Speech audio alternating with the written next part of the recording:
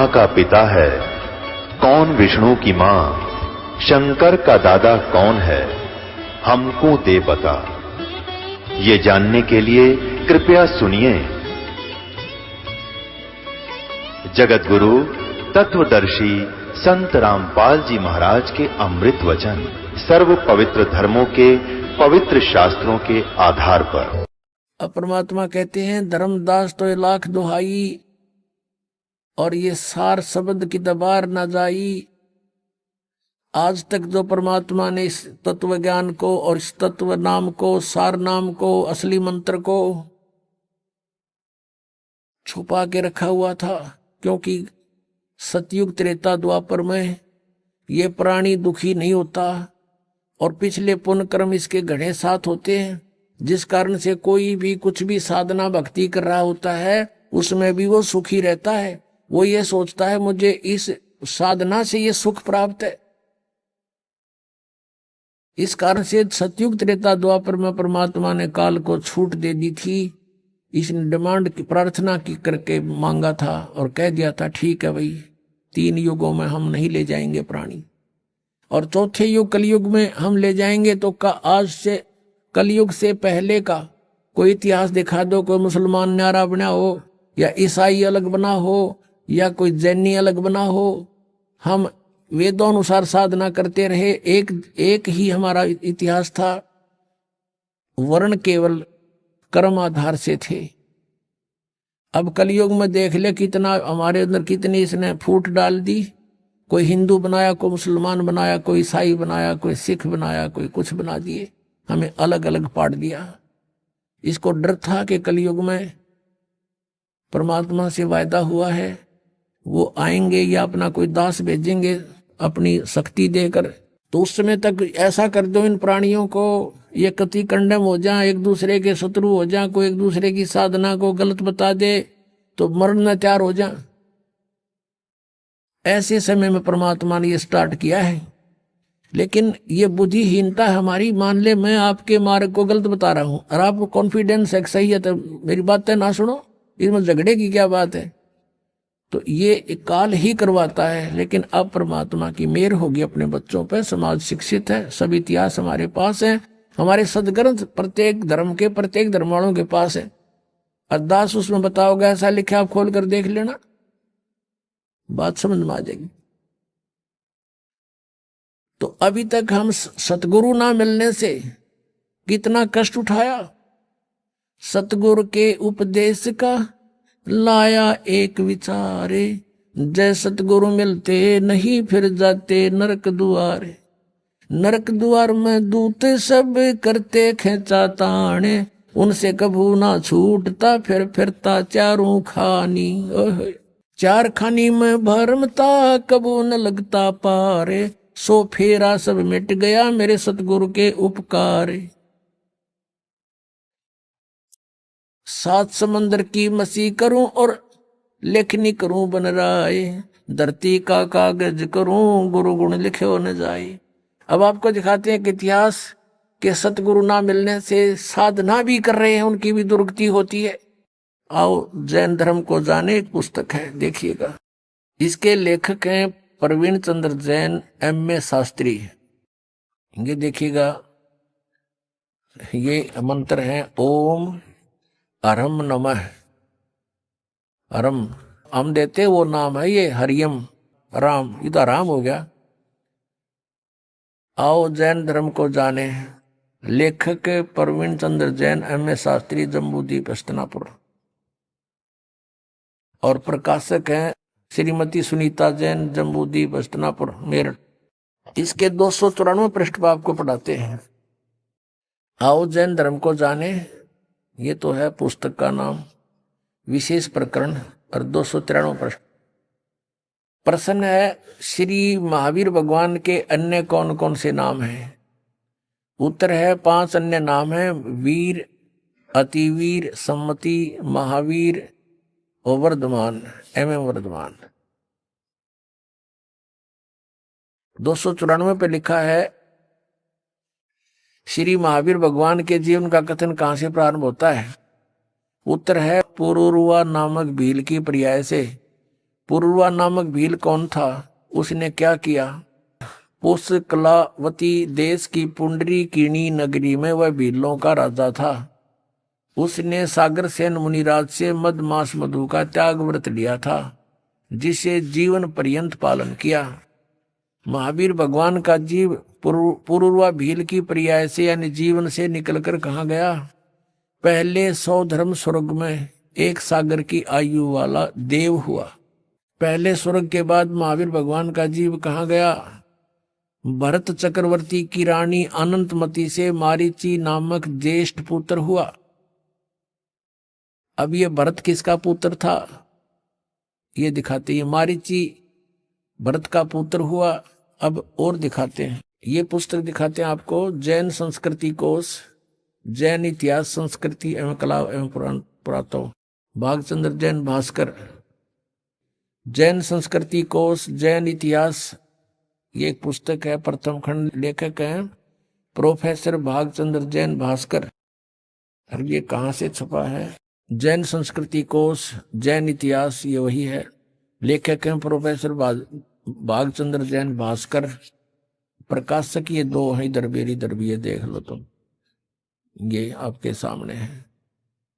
और ये कहाँ से प्राप्ति स्थान है? ये यहां से इनका। अब आपको इसके 175 पृष्ठ पर ले चलते हैं। ये 175 पृष्ठ है।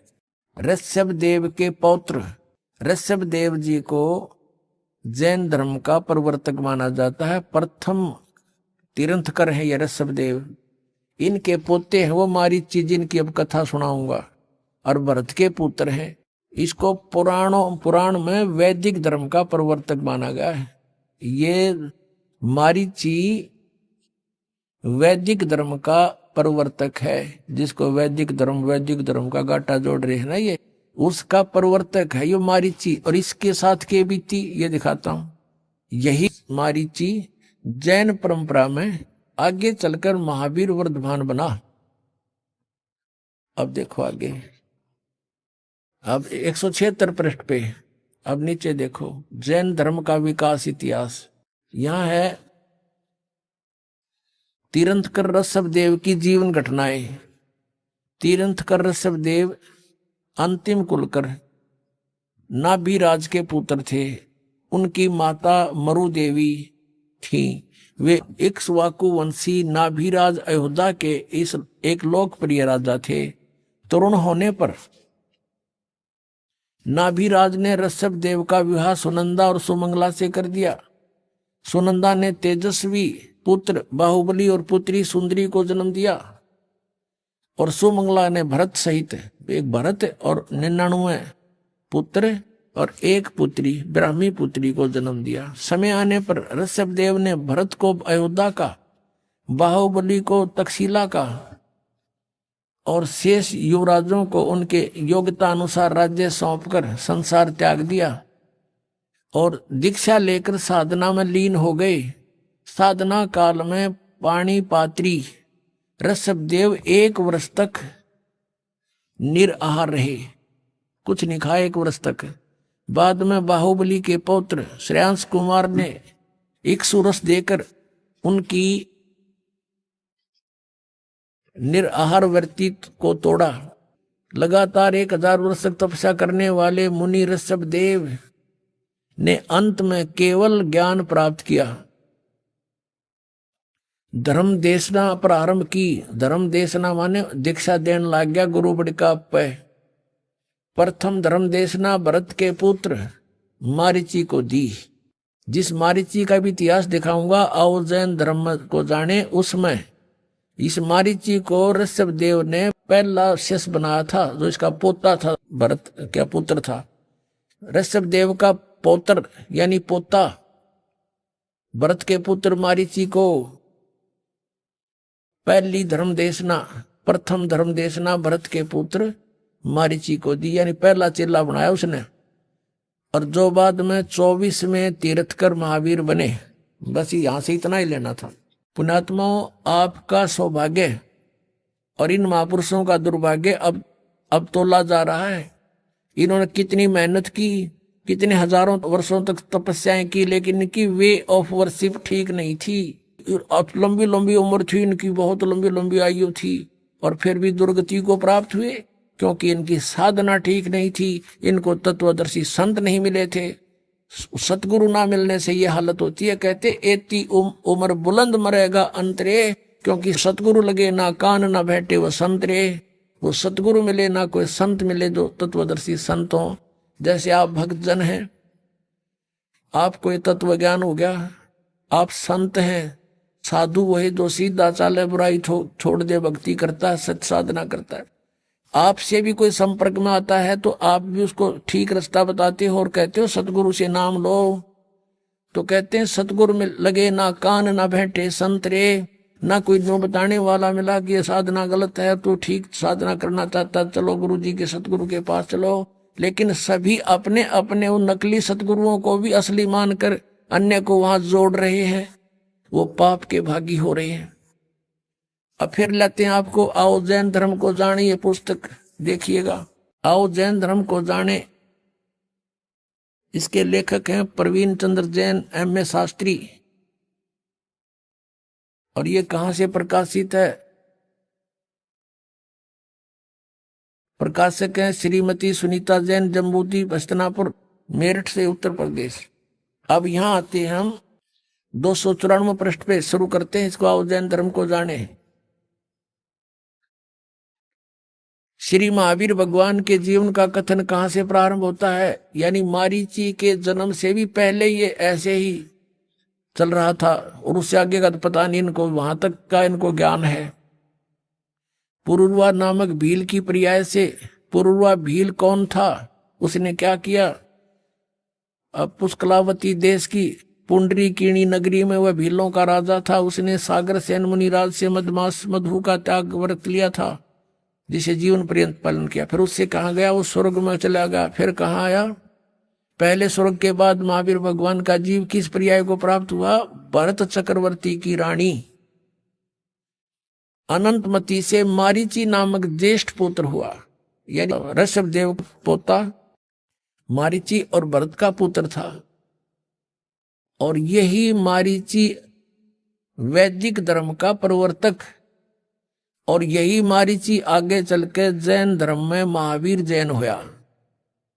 अब देखो, मारीची की पर्याय से महावीर भगवान का जीव किस पर्याय में गया? यानी मारीची ने प्रथम तीर्थंकर ऋषभ देव से उपदेश लिया था, उसके बाद इसकी दुर्गति हुई। आगे देखो, ब्रह्म स्वर्ग में देव हुआ, ब्रह्मलोक में, ब्रह्मलोक से ब्रह्म स्वर्ग से फिर कहाँ गया? अयोध्या नगरी में कपिल ब्राह्मण की काली स्त्री से जटिल नामक पुत्र हुआ। और फिर वहां से कहाँ गया? सौधर्म स्वर्ग में एक सागर आयु का देव हुआ। फिर स्वर्ग से कहाँ गया? इसी भरत क्षेत्र में सूती का नामक गांव में अग्निभूत ब्राह्मण के गौतम स्त्री से अग्निशय नामक पुत्र हुआ। फिर वहां से स्वर्ग में गया। फिर कहाँ आया? भरत क्षेत्र के मंदिर नामक ग्राम में गौतम ब्राह्मण की कौशिकी पत्नी से अग्निमित्र नामक पुत्र हुआ। फिर वहां से कहाँ गया? महेंद्र स्वर्ग में गया, महाइंद्र के स्वर्ग में। और महाइंद्र के स्वर्ग से कहाँ गया? ये 295 पे मंदिर नगर में सालकाय ब्राह्मण की पत्नी से भारद्वाज नामक पुत्र हुआ। भारद्वाज से आगे कहाँ गया? महेंद्र स्वर्ग में देव हुआ। फिर वहां से कहाँ गया? इतर निगोद में एक सागर की आयु वाला निगोदिया जीव हुआ। निगोद से निकलकर महावीर भगवान का जीव कहाँ गया? अनेक को भाव, अनेक शरीर धारण किए वो इस प्रकार हैं। अब ध्यान से सुनना पुण्यात्माओं, जरा सी भी बांग उतर जाएगी जिसकी, और फिर इसको देखेगा कलेजा मुंह का होगा आपका, और छोड़ दोगे ये गलत साधनाएं। 1000 आक वृक्ष के भाव, ओए होए, 80,000 सीप के भाव, 20,000 नीम वृक्ष के भाव, 90,000 केली यानी केले वृक्ष के भाव, 3,000 बार चंदन वृक्ष के भाव यानी शरीर, और 5 करोड़ बार कनेर वृक्ष के भाव, 60,000 बार वैश्या के शरीर, ओए होए 60,000 बार, और 5 करोड़ बार शिकारी के भाव, 20 करोड़ बार हाथी, और 60 करोड़ बार गधा। ओए होए ये भगवान है, कलेजा फट जाए इंसान का। और हम फिर भी साधना यही कर रहे हैं। 60 करोड़ बार गधे के भाव, 30 करोड़ बार कुत्ते के भाव। ओए होए, 30 करोड़ बार कुत्ता, गधे का आपको सुना था एक का भाव बतेरा, और ये 30 करोड़ बार कुत्ता, 60 करोड़ बार गधा, और 60 करोड़ बार नपुसंक खुसरा, 20 करोड़ बार स्त्री के भाव, 90 लाख बार धोबी, 8 करोड़ बार घोड़ा, 20 करोड़ बार बिल्ली। ओए होए, 60 लाख बार गर्भ में मरण, गर्भपात की मृत्यु, माए गलगोट का मेरा माँ के पेट में ही। 80 लाख बार देव पर्याय को प्राप्त किया, 80 लाख बार, ओनली 80 लाख बार तो देवता बना, और गधा बना 60 करोड़ बार। ओए होए, 60 करोड़ बार गधा, 30 करोड़ बार कुत्ता। इस 80 लाख बार देवता बनने वाले ने एक गधे का जीवन बतेरा, सारे पर पानी फेरने, और यो 60 करोड़ बार गधा बना और 30 करोड़ बार कुत्ता। अपने आत्मा विचार करो। ऋषभ देव जी ने जो साधना की, उसकी क्रियाएं कैसी थी? घोर तप किया 1000 वर्ष तक, और फिर प्रथम अपने पोते को नाम दिया, प्रथम शिष्य वही बनाया, और उस शिष्य की, उस पोते की क्या दुर्गति हुई आपके समक्ष है। और आगे फिर यू नरक में गया। कहने का भाव दास का यू है कि जब तक सतगुरु नहीं मिलेंगे और आप साधना भी कर रहे हो, आपकी दुर्गति समाप्त नहीं हो सकती। गीता जी अध्याय नंबर 18 के श्लोक नंबर 62 में कहा कि अर्जुन, तू सर्वभाव से उस परमेश्वर की शरण में जा, उसकी कृपा से ही तू परम शांति को और सनातन परम धाम को प्राप्त होगा। अपने विषय में बताता 4थे अध्याय के 5वें श्लोक में, 9वें श्लोक में, दूसरे अध्याय के 12वें श्लोक में, 10वें अध्याय के दूसरे श्लोक। अर्जुन, तेरे और मेरे बहुत जन्म हो चुके, तू नहीं जानता, मैं जानता हूं। 8वें अध्याय के 5वें और 7वें श्लोक में कहा कि मेरी साधना करनी है तो मुझे प्राप्त होगा, जन्म मृत्यु बनी रहेगी, युद्ध भी करना पड़ेगा, शांति नहीं है। 8वें अध्याय के 8, 9, 10 में 3 श्लोकों में कहा कि उस परमात्मा की भक्ति करेगा तो उसको प्राप्त होगा। उसकी प्राप्त होने के बाद फिर जन्म मृत्यु तेरी कभी नहीं होगी, परम शांति होगी। अपनी साधना बताता है। मेरा तेको ओम नाम है, 8वें अध्याय के 13वें श्लोक में बताया गीता ज्ञानदाता।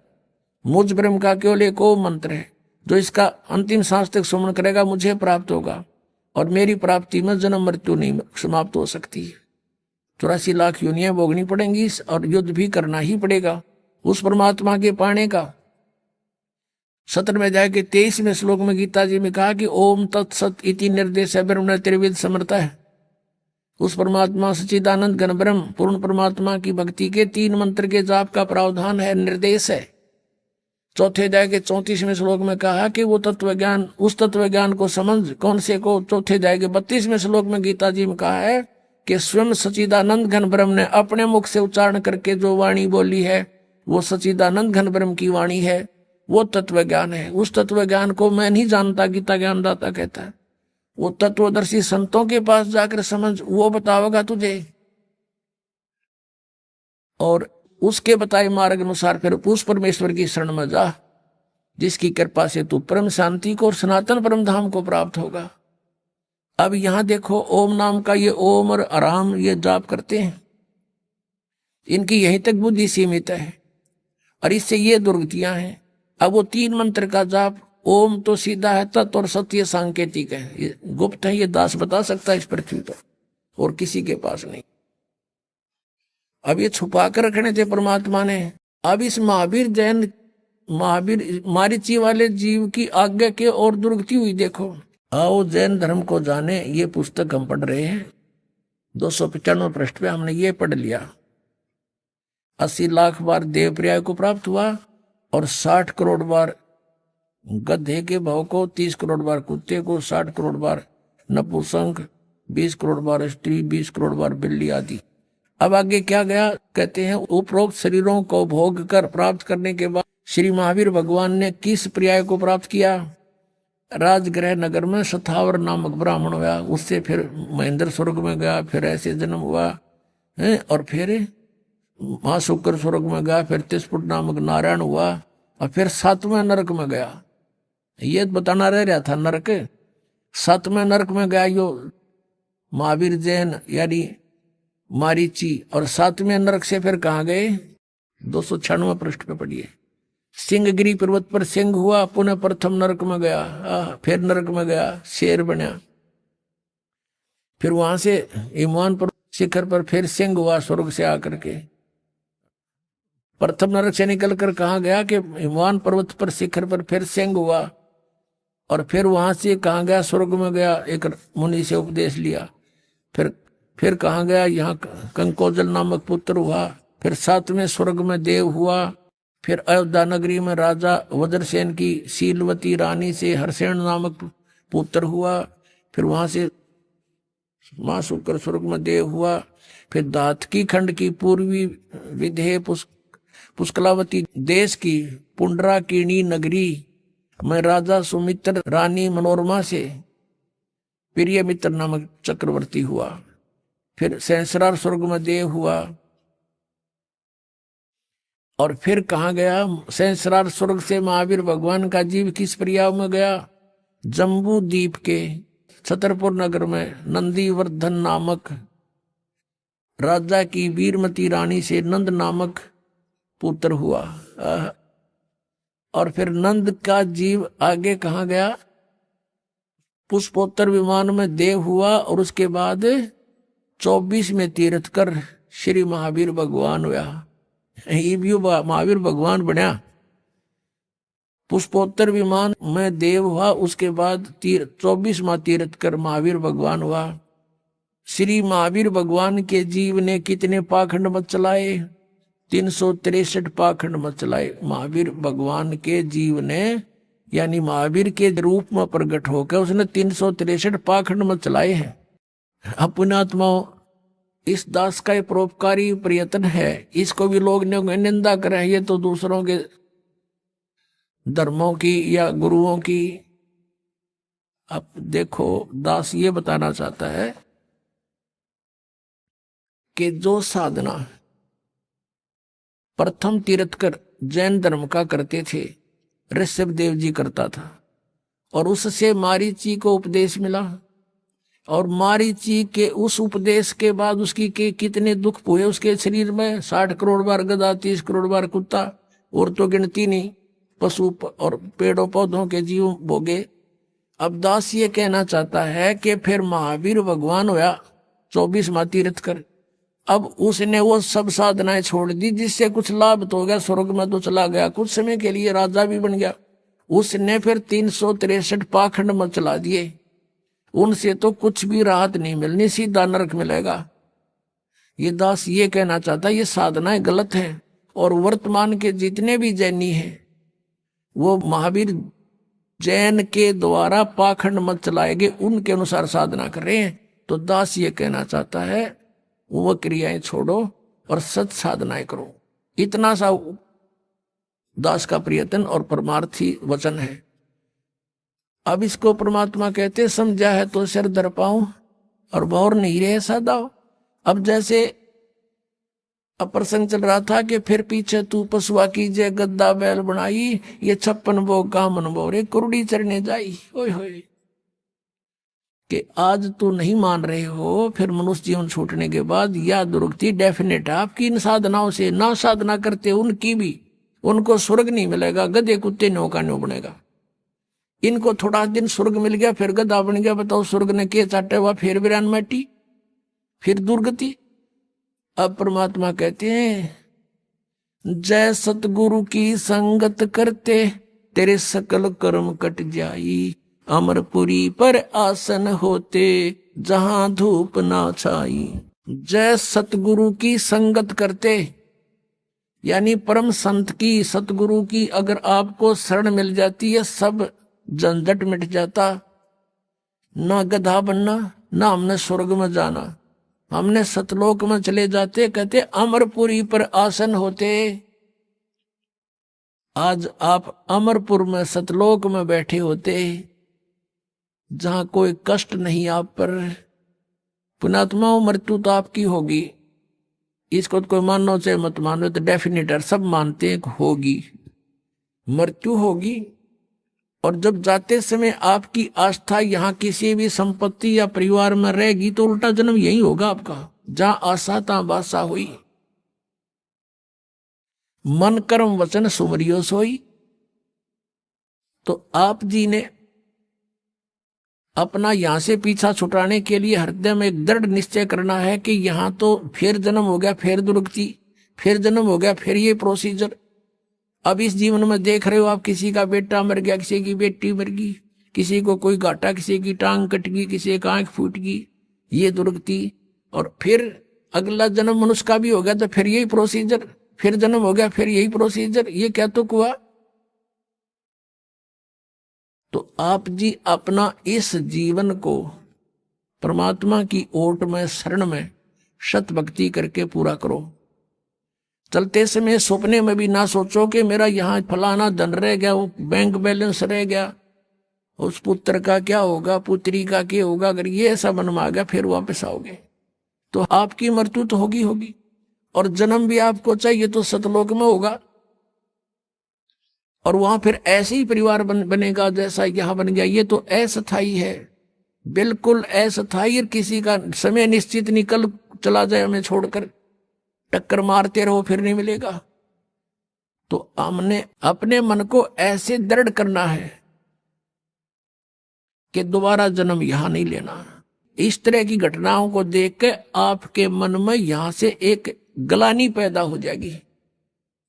और जब तक यह गलानी नहीं होती, ठीक है भक्ति कर रहे हो फल मिलेगा, जितनी भी भक्ति कर रहे हो आपको फल तो मिलेगा ही मिलेगा, लेकिन ये मिलेगा यहीं पर। तो इस गलानी के होने के लिए समय लगेगा, भक्ति भी बढ़ेगी या ज्ञान की भी जड़ आपके हृदय में जमा होंगी, और फिर यहाँ की पुनर्जन्म की आपके मन सपने में भी नहीं आओगी। तब आप सतलोक जा सकोगे। और जब तक हम सतलोक नहीं जाएंगे तो तब तक शांति नहीं। जन्म मृत्यु जब तक है, ये दुर्गति, जैसे आपने महावीर जैन और ये मारीची वाले जीव की देखी, ये कोई जीवन है 80 लाख बार तक केवल देवता बन गया, हर 60 करोड़ बार गधा, 30 करोड़ बार कुत्ता। अपने आत्माओं, क्योंकि हम मनुष्य जीवन में है, समय पर रोटी मिल जाए, जब दिल करे चाय पी लेते हैं, दूध पी लिया, काजू किस्मत खा लिए, लाडू जलेबी बनवा ली। आज हमने नो जस्ती को नया दुर्गति होएगी, लेकिन ठीक है अपनी बुद्धि काम ना करे तो किसी समझदार के विचारों पर जोर जरूर देना चाहिए। तो परमेश्वर ने आके हमें बताया है, और परमेश्वर के उस वचन को हमने उसका आदेश मानना पड़ेगा। हम आदेश नहीं मान रहे अभी, हम केवल उनको सुनते हैं, प्रसन्न होते हैं, बहुत अच्छी बात बताई, भक्ति भी करनी चाहिए। तो उनका आदेश है कि समझा है तो सिर धर पाओ और बहर नहीं रे ऐसा दाओ, ये संसार समझदा नहीं, कहंदा श्याम दोपहरे नू, गरीबदास ये वक्त जात है, रोवोगे इस पैरे नू। अब क्या बताते हैं कि ये संसार समझदा नहीं, कहंदा श्याम दोपहरे नू। जैसे किसी ने शराब पी रखी है और धूप में पड़ा, जून के महीने में, यहाँ हरियाणा, राजस्थान, उत्तर प्रदेश, मध्य प्रदेश में, पंजाब में, कहीं पर भी, और उसको कोई कहे कि उठ ले चल, तेरी देखो पसीने आए हैं, आपके रेत लगा है, मुंह में झाग आए हैं, उठाओ तो तुझे छाया में बिठाता हूं, और वो कहता है जोड़ दे मौज हो रही है। अब उसने वो मौज दिखाई दे नशे में और बुरा हाल हो रहा है उसका। तो पुण्यात्माओं, हम इतने नशा हमारे झूठे सुख का, हम इतने दुखी हैं और फिर भी नो के मौज हो रही है। ये संसार समझदा नहीं, कहंदा श्याम दोपहरे नू। कोर्ट में दो रिश्तेदार मिलते हैं और वहां कहते हैं क्या हाल है, मौज हो रही है। कोर्ट में और मौज का कौन सा मेल, दोनों दुखी, और फिर भी नो के मौज हो रही है। तो कहते हैं ये संसार समझदा नहीं, कहंदा श्याम दोपहरे नू, गरीबदास ये वक्त जाता है, रोगे इस पैरे नू। सत साधना ना की, ये मनुष्य जीवन को फिर रोया करोगे कुत्ते बन के, ऊपर न मुंह करके। परम पिता परमात्मा पूर्ण ब्रह्म सारी सृष्टि के रचनहार कबीर देव जी कबीर परमात्मा ये हमारे मालिक हैं, हमारे पिता हैं, ये कुल के मालिक हैं, सर्व ब्रह्मांडों के स्वामी हैं, सबके कंट्रोलर हैं। यही परमात्मा सत्पुरुष, अलख पुरुष, अगम पुरुष और अनामी पुरुष अन्य रूप धारण करके स्वयं ही विद्यमान रहते हैं। वही परमात्मा यहाँ तीनों लोकों में प्रवेश करके सबका धारण पोषण वही परमेश्वर करते हैं।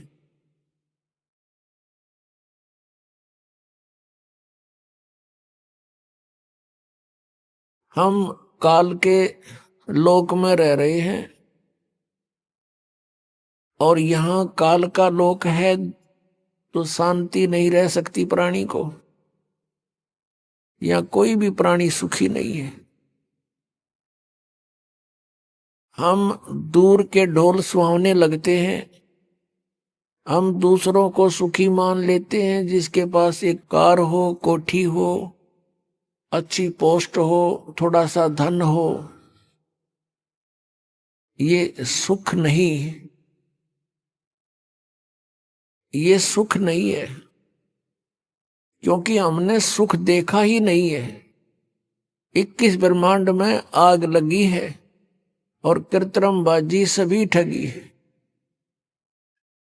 परमात्मा ने, परमेश्वर कबीर देव जी ने स्वयं आकर के बताया है कि 21 ब्रह्मांड में कोई प्राणी सुखी हमने तो देखा नहीं, और तुमने कोई मिल जाए तो मुझे उसकी वार्ता करा दियो। तो पुण्यात्माओं, जो सुख सथल है उसको हम भूल गए, हमारे याद भी नहीं है। हमारी माइंड की नीडल, हमारे दिमाग की सुई स्वर्ग के ऊपर सेट हो गई थी कि स्वर्ग जाएंगे, स्वर्ग जाएंगे, स्वर्गवासी हो गया। अब परमात्मा ने आके बताया कि ये स्वर्ग तो कुछ भी नहीं है। स्वर्ग का अर्थ सुख में सथल होता है, और कहते हैं वहां स्वर्ग में वो सुख नहीं है जो आत्मा को चाहिए। वहां तो मन की बकवाद अत्यधिक है, नाच गाने हैं और बाकी खाने पीने की सुविधाएं सारी हैं, सुंदर शरीर है वहां देवों का, स्त्री और पुरुषों का, और सब बकवादें ज्यों की तो ईर्षा, राग, द्वेष, बकवाद ये सब भरी पड़ी है। स्वर्ग के देवताओं के राजा का थोड़ा सा इतिहास सुना दे तो पता लग जाएगा कि उनके अंदर भी 500 विकार सड़ रहे हैं।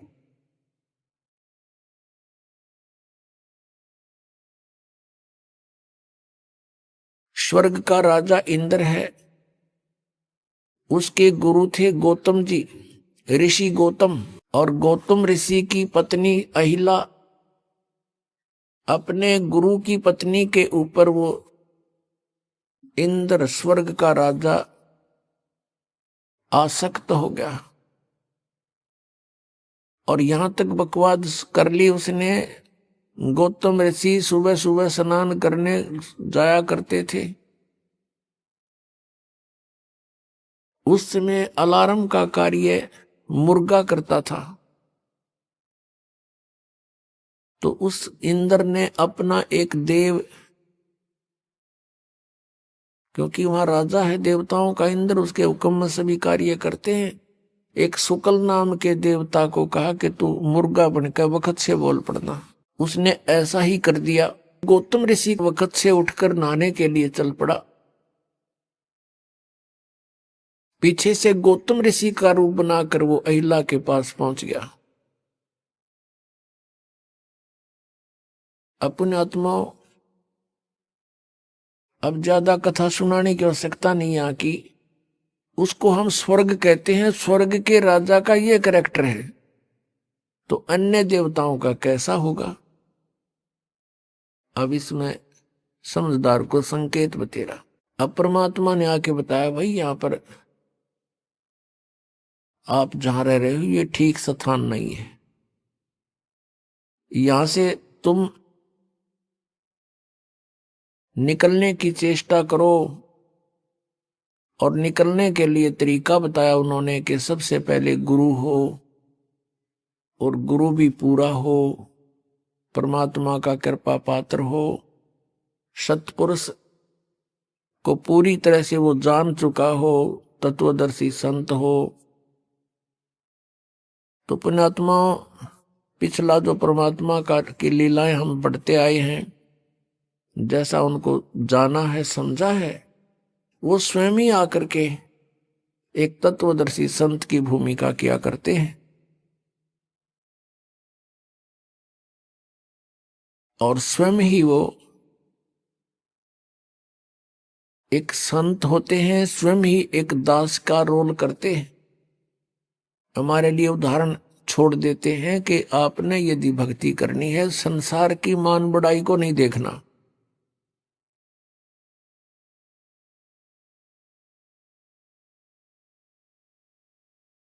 सर्व ब्रह्मांडों के मालिक होते हुए, सबके दाता होते हुए, एक छोटी सी झोंपड़ी में पूरा जीवन एक जनसाधारण की तरह व्यतीत करके चले गए। वो परमात्मा थे, हमारे लिए ये सब लीला करके गए थे कि तुम अपना 90% समय इन संसार की कुरीतियों के कारण,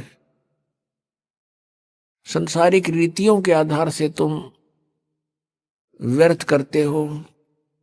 जैसे मकान बनाने की होड़ स्पर्धा लगी हुई है, या फिर विवाह शादी के अंदर बहुत ज्यादा खर्च करते हो।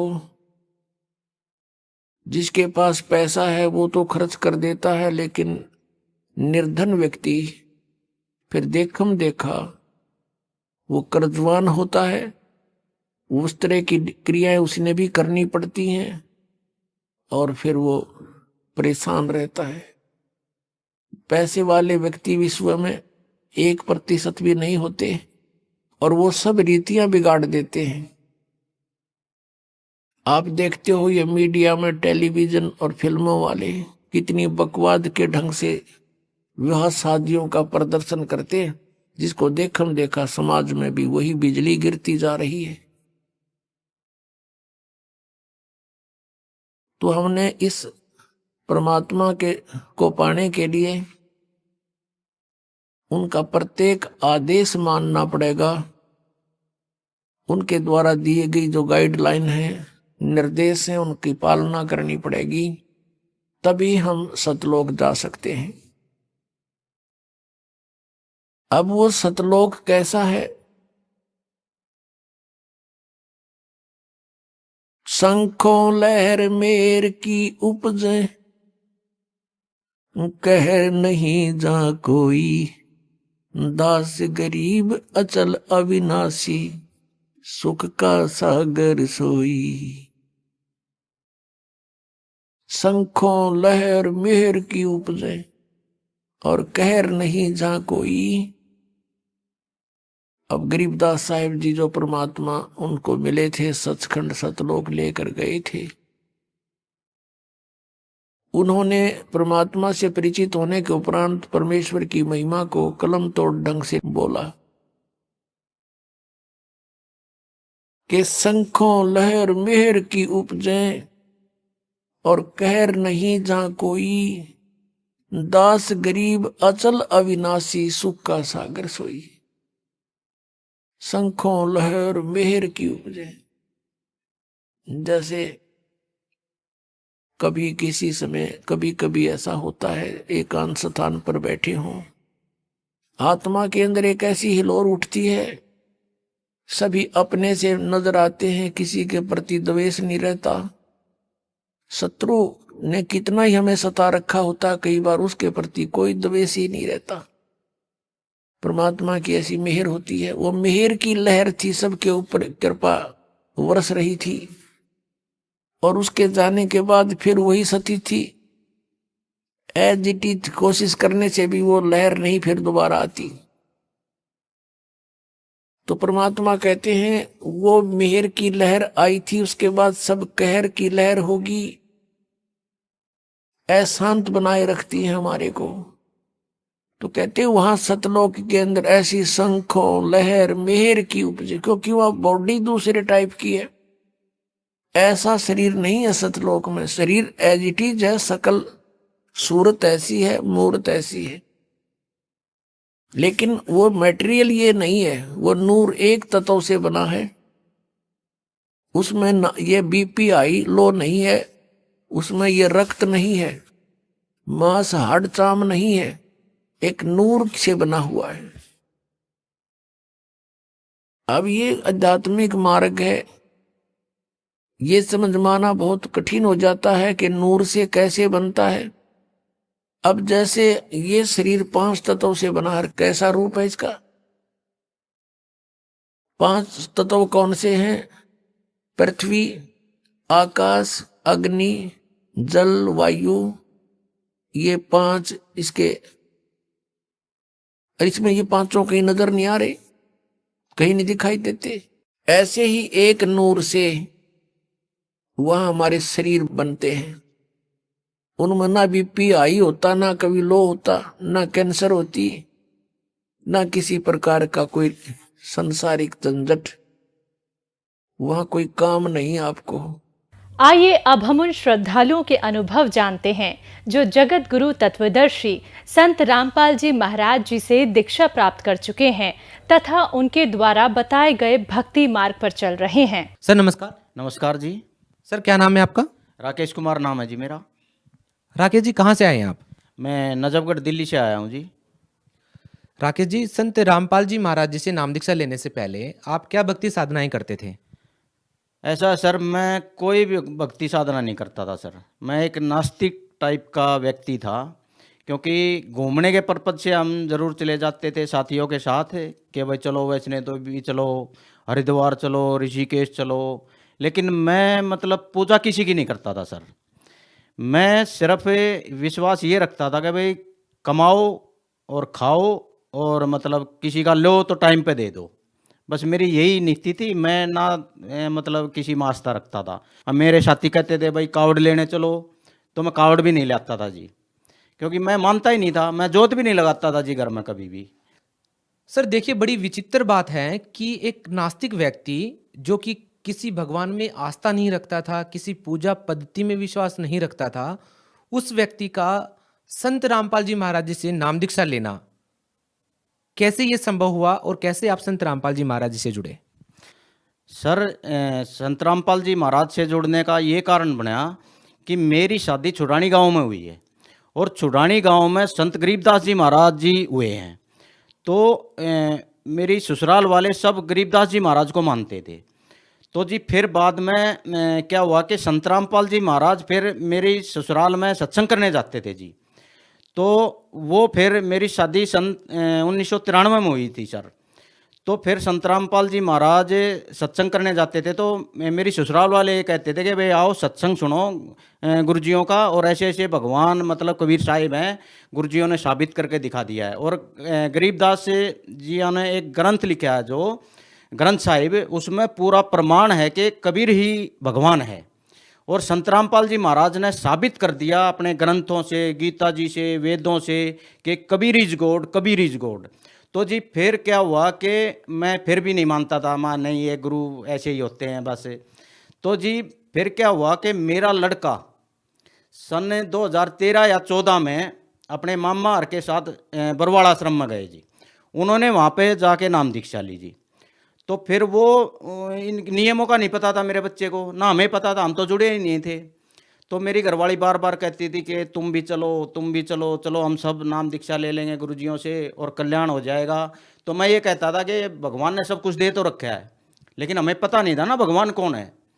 तो अच्छी खासी नौकरी थी जी मेरी गुड़गांव के अंदर, अब भी है परमात्मा की दया से। तो जी अच्छा खासा परिवार चल रहा था। तो मैं नहीं मानता था, मगर नहीं छोड़ो।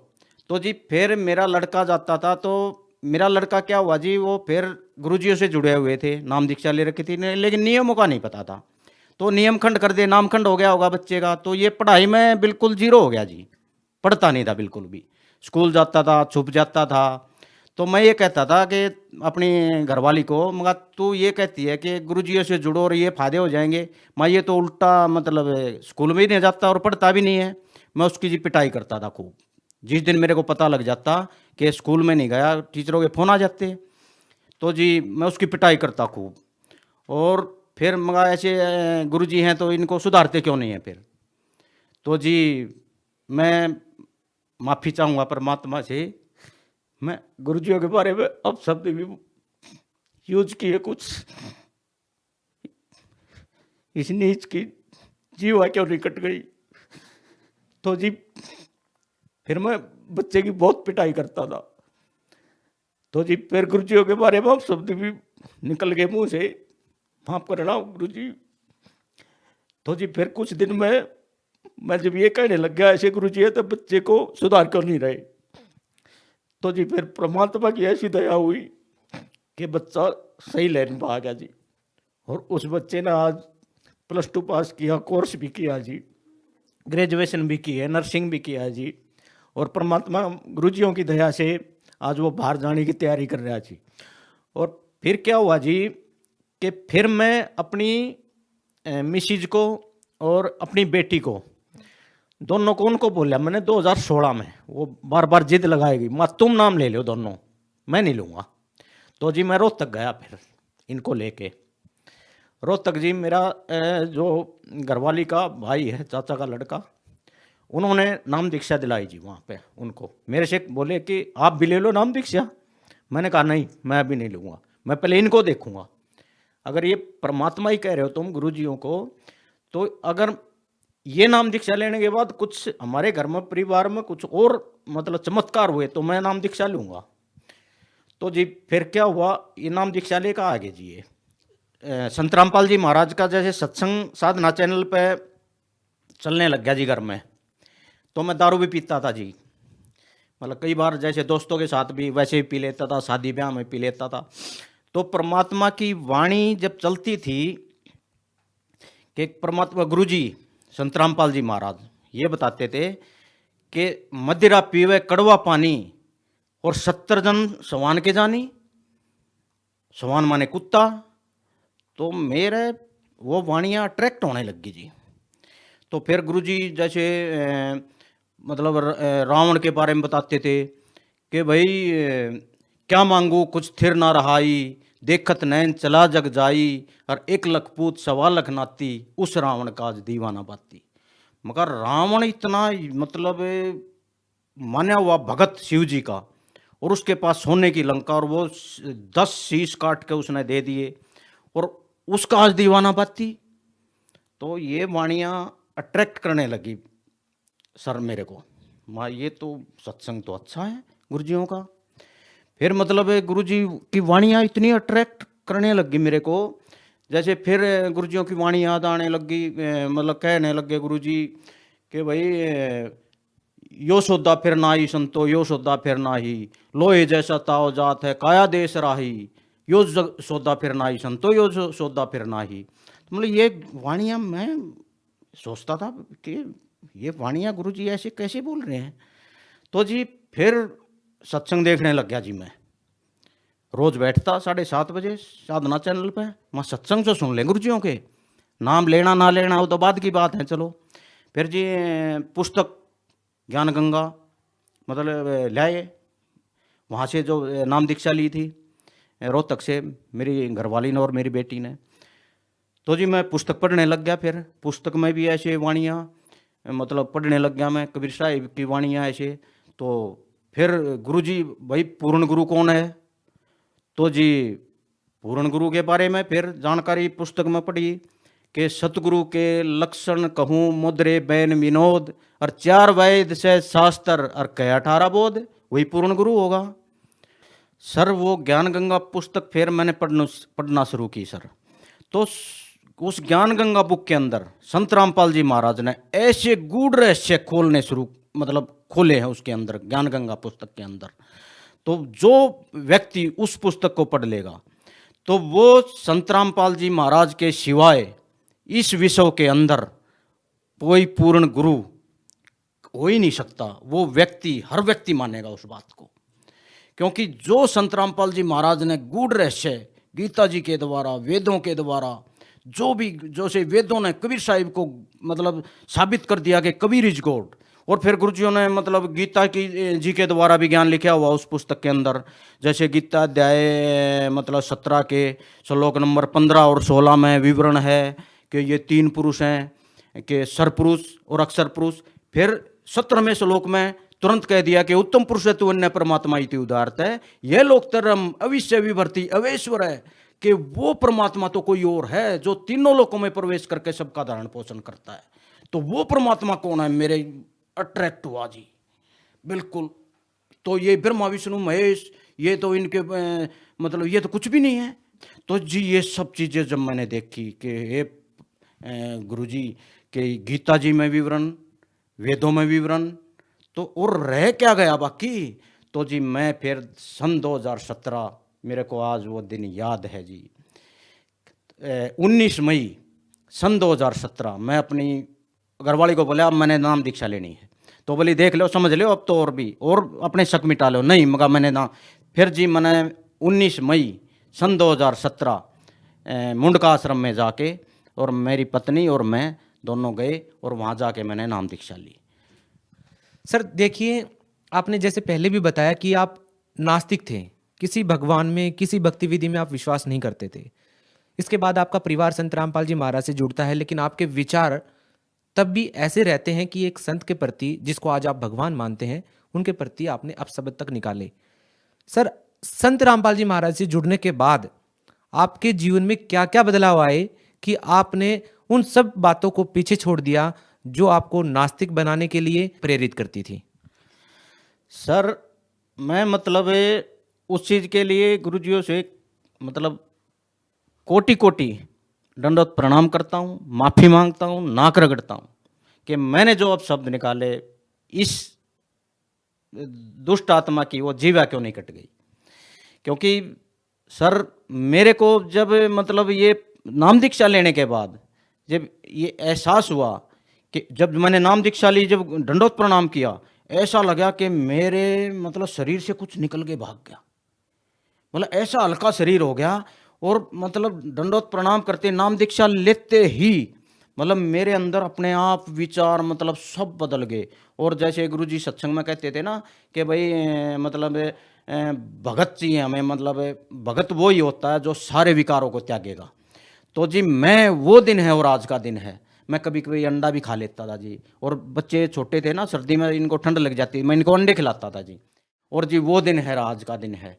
हम परमात्मा की दया से, गुरु जी संत रामपाल जी महाराज की दया से पूरा परिवार हम संत रामपाल जी महाराज की शरण में हैं। रही बात बदलाव की सर, तो सबसे बड़ा बदलाव तो ये है कि मैं भगवान मिल गए मेरे को। और जी मैं अंडे भी खा लेता था, कई बार बच्चों को भी खिला देता था, दारू भी पीता था। तो जी ये एक मतलब इस सबसे बड़ा बदलाव ये है कि मेरे जीवन में ये सारी कुरीतियाँ छूट गई है।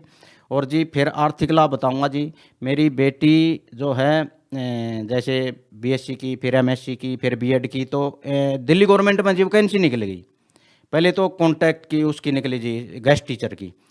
तो जी गेस्ट टीचर की निकल गई, तो हमने परमात्मा स्वरूप संत रामपाल जी महाराज के भरोसे पे हम उस दिन से ही चल गए जी। अब जो गुरु जी कहेंगे हम मतलब उन्हीं की बात मानेंगे, हम किसी की नहीं मानेंगे।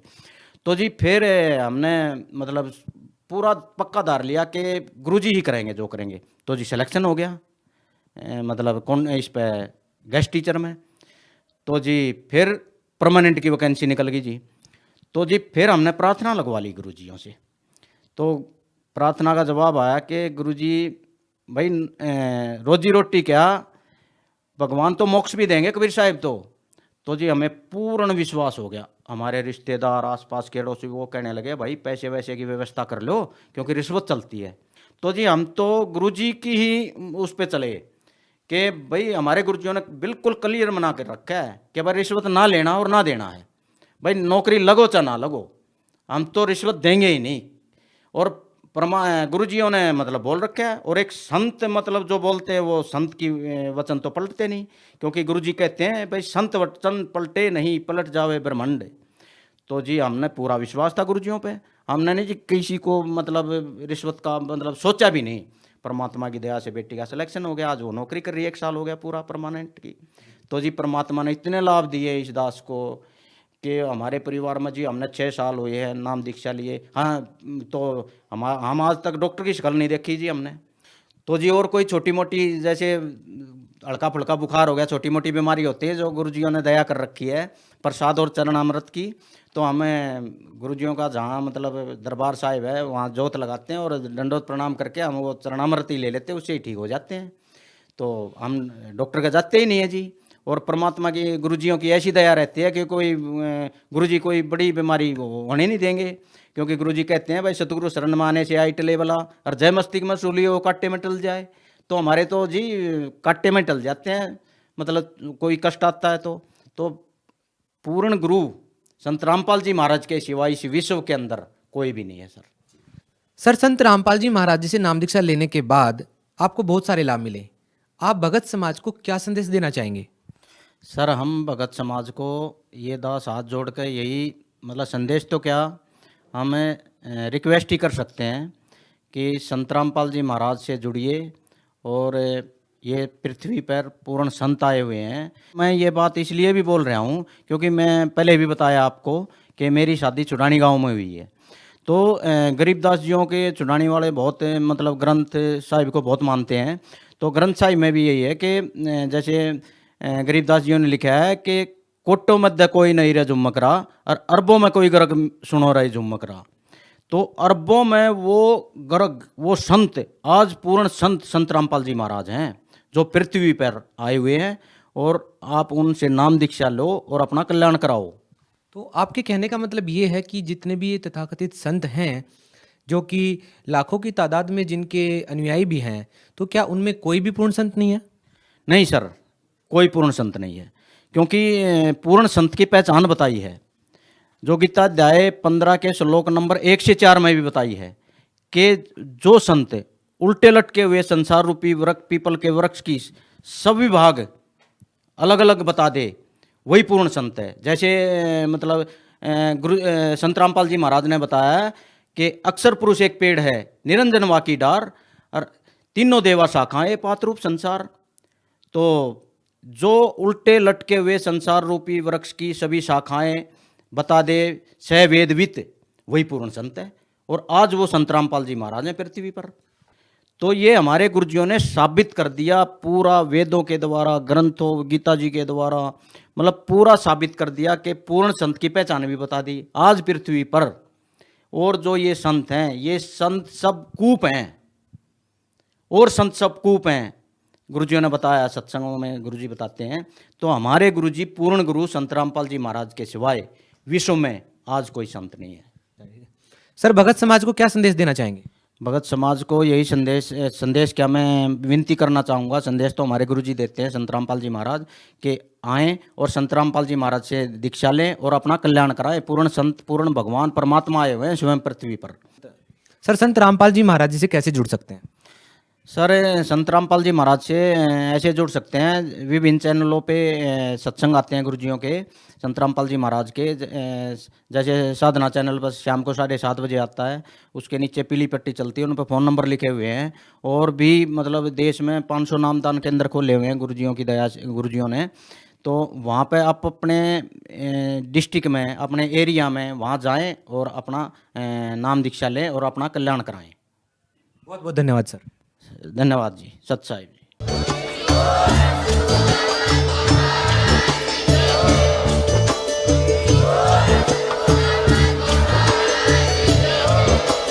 आप सुन रहे थे जगत गुरु तत्वदर्शी संत रामपाल जी महाराज जी के मंगल प्रवचन। अधिक जानकारी के लिए विजिट कीजिए हमारी वेबसाइट www.jagatgururampalji.org। संत रामपाल जी महाराज जी के शुभ आशीर्वाद से पूरे विश्व भर में 500 से भी ज्यादा नाम दीक्षा केंद्र हैं, जिन पर संत रामपाल जी महाराज जी द्वारा ऑनलाइन निशुल्क नाम दीक्षा दी जा रही है। अपने नजदीकी नाम दीक्षा केंद्र का पता करने के लिए संपर्क करें 8222880541।